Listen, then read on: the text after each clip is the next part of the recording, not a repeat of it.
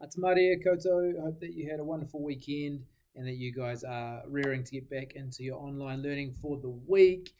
Um, the Giver, we're up to chapter 15 now. There are 23 chapters in total, so we are progressing through the book quite nicely.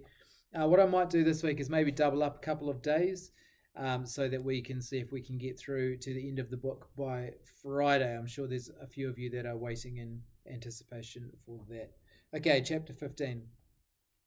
Jonas entered the annex room and realized immediately that it was a day that he would be sent away. The Giver was rigid in his chair, his face in his hands. "I'll come back tomorrow, sir," he said quickly. Then he hesitated. "Unless maybe there's something I can do to help?"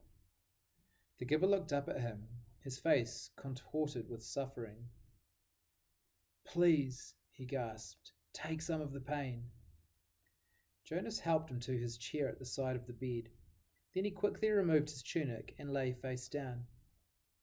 "Put your hands on me," he directed, aware that in such anguish the Giver might need reminding. The hands came, and the pain came with them, and through them. Jonas braced himself and entered the memory which was torturing the Giver. He was in a confused, noisy, foul-smelling place. It was daylight, early morning, and the air was thick with smoke that hung yellow and brown above the ground. Around him, everywhere, far across the expanse of what seemed to be a field, lay groaning men. A wild-eyed horse, its bridle torn and dangling, trotted frantically through the mounds of men, tossing its head, whinnying in panic. It stumbled finally, then fell, and did not rise. Jonas heard a voice next to him. "Water," the voice said in a parched, croaking whisper. He turned his head towards the voice and looked into the half-closed eyes of a boy who seemed not much older than himself. Dirt streaked the boy's face and his matted blonde hair. He lay sprawled, his grey uniform glistening with wet, fresh blood. The colours of the carnage were grotesquely bright, the crimson wetness on the rough and dusty fabric, the ripped shreds of grass startlingly green in the boy's yellow hair. The boy stared at him. "Water," he begged again. When he spoke, a new spurt of blood drenched the coarse cloth across his chest and sleeve. One of Jonas's arms was immobilized with pain, and he could see, through his own torn sleeve, something that looked like ragged flesh and splintery bone. He tried his remaining arm and felt it move.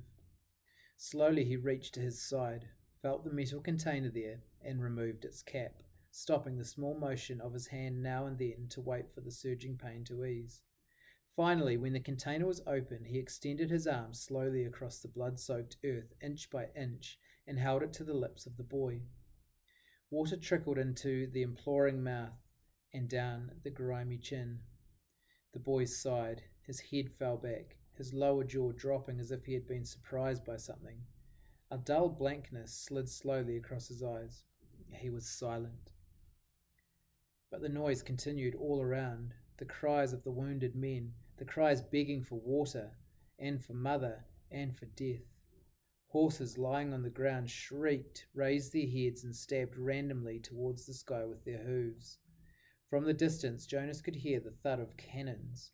Overwhelmed by pain, he lay there in the fearsome stench for hours, listened to the men and animals die, and learnt what warfare meant. Finally, when he knew that he could bear it no longer and would welcome death himself, he opened his eyes and was once again on the bed. The Giver looked away, as if he could not bear to see what he had done to Jonas. "Forgive me," he said. And that's the end of the chapter. That was a really short chapter, a very dramatic chapter, I must say. I imagine that kind of passing on that kind of memory would not be a particularly nice thing to be able to experience. I guess it's for us, it's something that we're really lucky to live in New Zealand, and also lucky to live in the time that we do, because I'm sure Anzac Day was not so long ago, and you may have grandparents or you may know people who had to fight in the war all of those years ago. So yeah, I guess it's a short and sharp chapter, but it's one that's quite a reflective chapter and a chance for us to reflect on how lucky we really are. I'm going to do a second chapter today, and I will record that one in a separate video. Okay, so look out for that one. All right, team, ka kite anō.